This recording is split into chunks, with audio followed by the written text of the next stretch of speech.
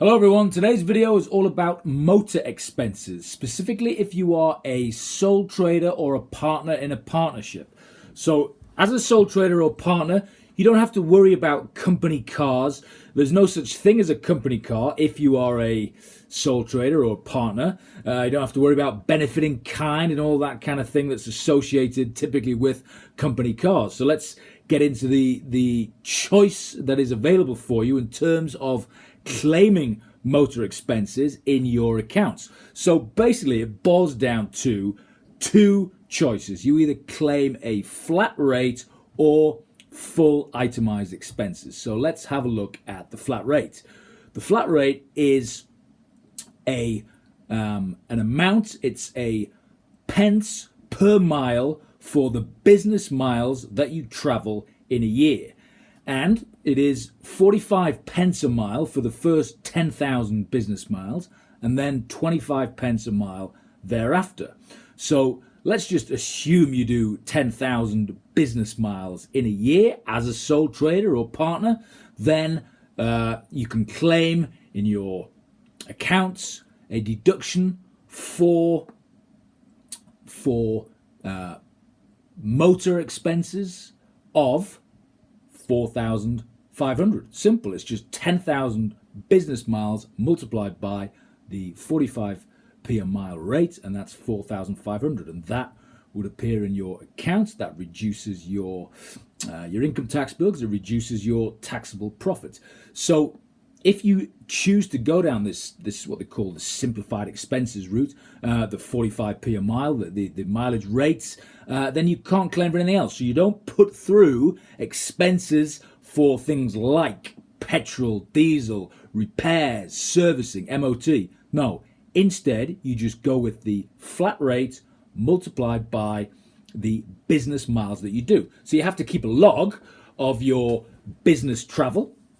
If you ever got inquired by HMRC, you need to be able to prove that you've done this business travel that you are claiming.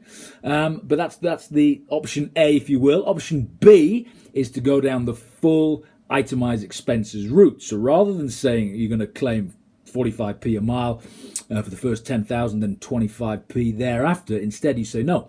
We're just going to claim for all of the motor-related expenses. So you would claim for, or you tot up a list of things like petrol, servicing, MOT, repairs to the car, all of the motoring expenses you would add up in the year, and then you would apply a business use percentage to all of that, because chances are you're not going to be using your motor car 100% for business, so you have to apply a business use percentage. So again, it comes back to keeping mileage logs, this time not only for business but for everything.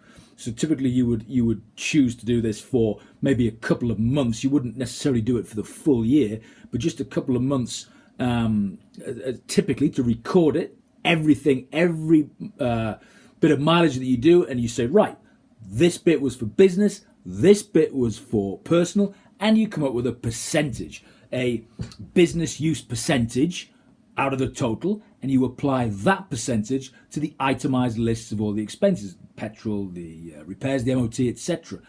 And that's option B. So what you do as a sole trader or partner is that you choose which of those to go down. So you either do the simplified expenses or you do the full itemized deductions, and it's the one that gives you the best results. Now, you can't chop and change it every year. The rule is that you do it per vehicle. So if you've got a car and you work out what's the best way to go about claiming the motor expenses on this car, say it's a fairly new car, and then you work it out and you say, right, for the accounts, I will go down either option A or option B, and then you apply that consistently for the duration that you have the car, that you're using the car in your sole trader or partnership business.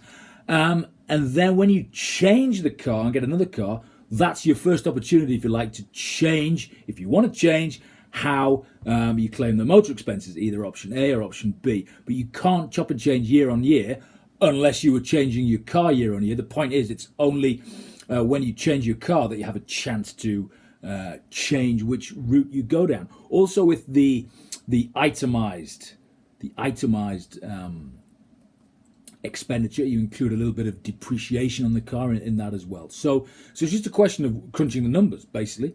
When you get a car that you're using for your sole trader business, you just run the numbers. What is your business miles multiplied by the 45p a mile and the 25p a mile if it's more than 10,000 miles, and compare that to listing everything expenditure-wise to do with the car, and then applying the business use percentage and going with the one that gives you the optimal result and sticking with it for the duration that you use that car.